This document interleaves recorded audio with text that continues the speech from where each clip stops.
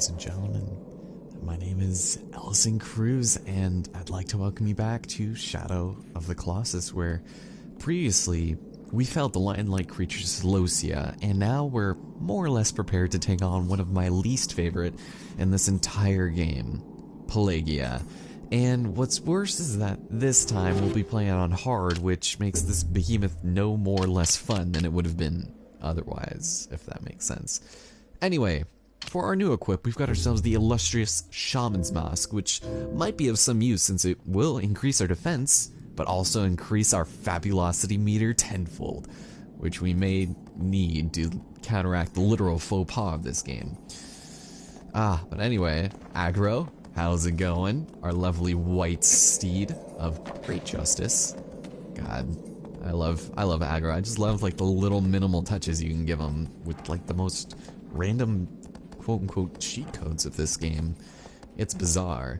But anyway, to this northerly direction we'll be heading because we need to fight this guy, and I don't know what it is about him. Pelagia, he looks kind of cool and he reminds me a lot of Quadratus, but I don't like fighting him. He's just kind of just a jerk in general. And he's basically the water temple equivalent of Shadow of the Colossus, but that might be a weird comparison to make considering, as we all know, the water temple's difficulty is incredibly overhyped.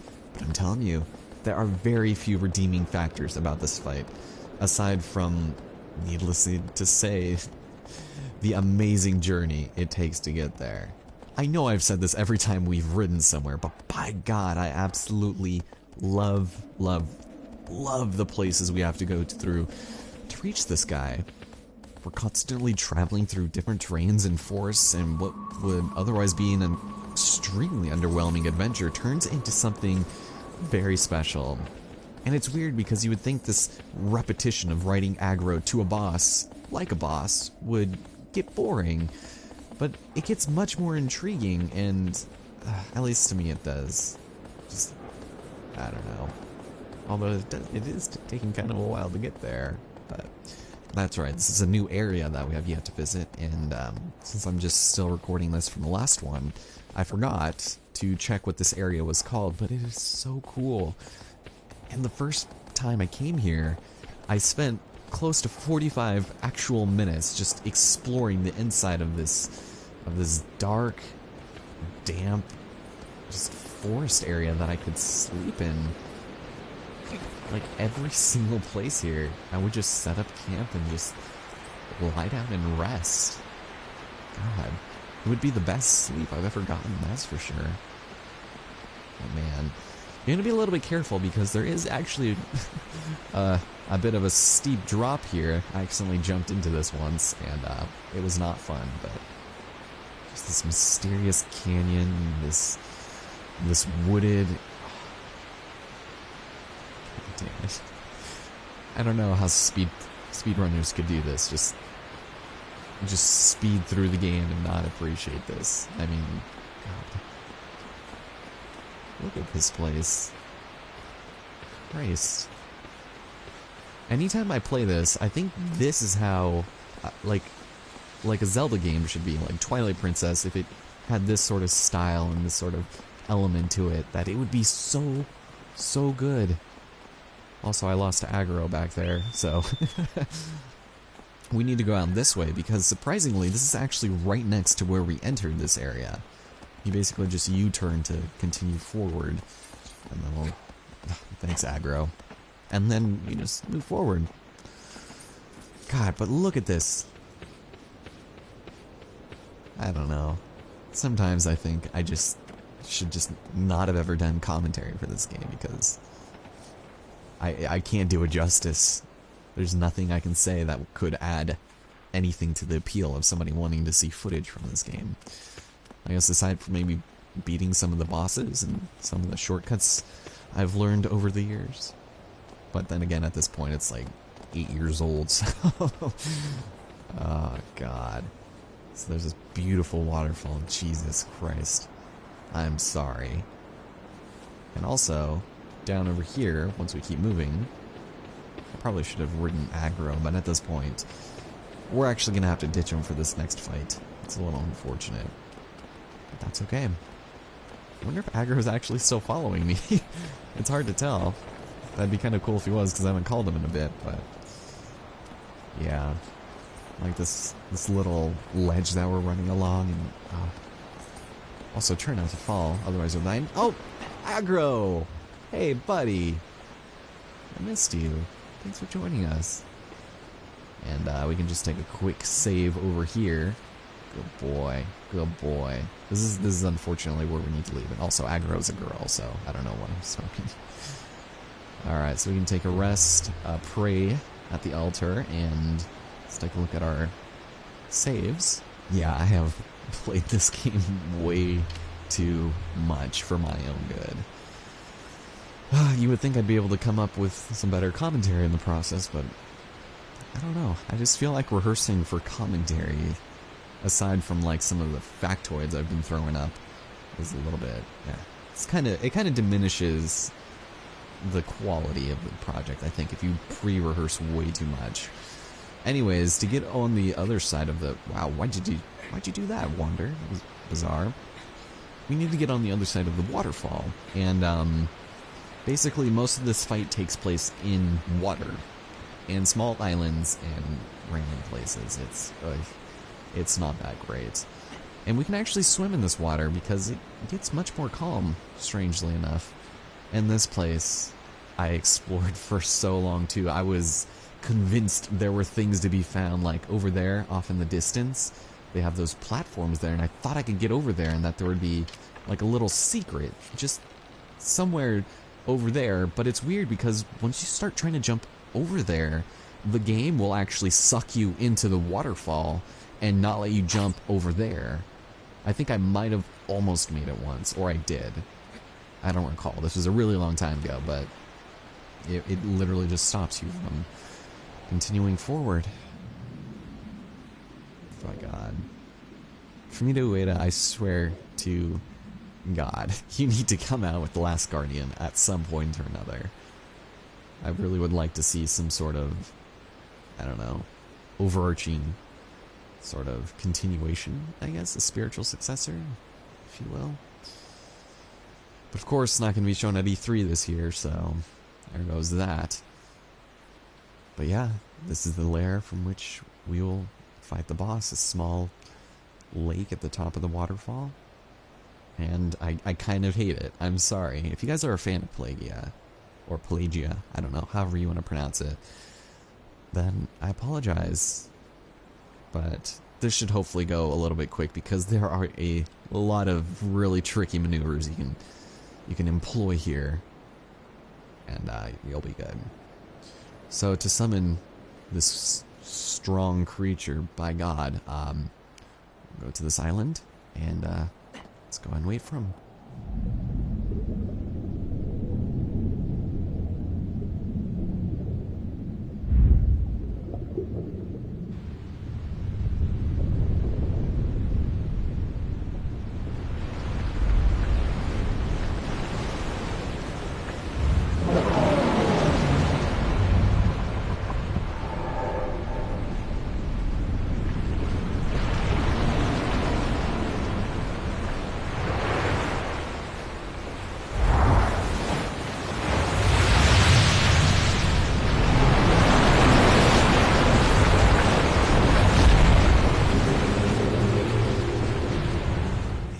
Ladies and gentlemen, we have our resident behemoth Pelagia, the destroyer of all dreams. This guy is violent as hell and can pin you down ruthlessly, so be careful. And on top of that, he shoots electricity, so that's fantastic. On normal time attack, you have 9.5 minutes to take him out, whereas on hard, you have an even 10, and considering he has the same weak point on both difficulties, you might have a simple time with this guy, if you get lucky. But you want to be careful because he's one of the glitchiest bosses in this game. So you want to be careful because you will actually have the tendency to clip inside of him, as I just did, trying to get around him so we can climb on top of his head. That's fantastic. You can't drown in this game, so if you get caught under his body and underwater, then you're kind of screwed. But I actually found that kind of helps take him out a little bit faster, so just find a way to get around him and climb up the moss on his backside, and you'll be good. Just, it's ridiculous, right? Okay. Now, the main idea here is to get on one of those structures off in the back over there, and to do that, we actually need to take control of him by hitting some of the bone that is protruding from the top of his head. And I don't know if it's his teeth or what, but you smack him and it sends him in that direction. So we need to do this for every time we want to get on his weak point, which is on his chest. So anyways, this is the complete wrong direction. My sense is completely warped thanks to that. Alright, so first things first, we'll wait for his electric attack. Alright, now, get his attention, and now he's gonna come up, and we need to make a jump for him. So, there we go. Okay, so you can only get 2 shots on him here. If you're really lucky, you can get another full-sized one, but just take it simple, and you'll be good. Getting that third one is pretty hard. And this part, okay, if he crushes you... Okay, we're fine. I actually had a failed recording of this where I actually got... Uh-oh. Okay, he destroys that platform, which might hurt us? I don't think it does. Where I actually was stuck underneath his belly. I don't know if I saved it, but it was not a good fight, and I could not get out. I was just drowning infinitely. Uh-oh, stop doing that, please. Alright. So we're still a little bit close, and if you want, just go in between his legs, try and clip through him. That way, you can get to his backside quicker. Best pickup line ever, isn't it? And, yeah, that's not too bad. He usually will just squish you into his stomach here, otherwise he'll just continually turn, which is not fun. Oh, we're almost there. We are almost good to go. Excellent. Alright. So let's just climb on back up and repeat the same thing. It's not that bad of a fight, it's just... it's very inconsistent, and as you can tell, pretty glitchy. Alright. Yeah, but like the first time I fought this guy, I mean, you are basically rendered unable to fight him or kill him if you glitch too poorly. Otherwise, the design is pretty solid. I kind of think he's really creepy looking, and how most of the other colossi, you know how they'll shine, their eyes will shine red when they're aggroed onto you. This one, it's more or less his tusks, so it's interesting that this might actually be like a decapitated Colossus. I doubt it, but I don't know. A lot of the fan theories you see on this game online are really out there, especially some of the canceled ones. It's like 90% of it is just hearsay from fans. Okay, excellent. Once again, we shall go ahead and hide. Alright, and now for the finishing blow. Put this guy on the ground. Oh, don't you whistle at me! Yeah, here we go. Oh god, I thought I almost missed him. Good night, Pelagia.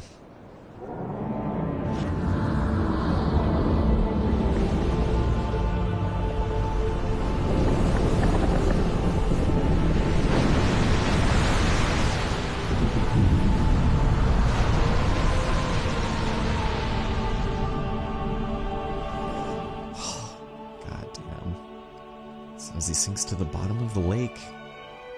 No. No. Get away from me. I'm sorry what I said about Twilight Princess. No.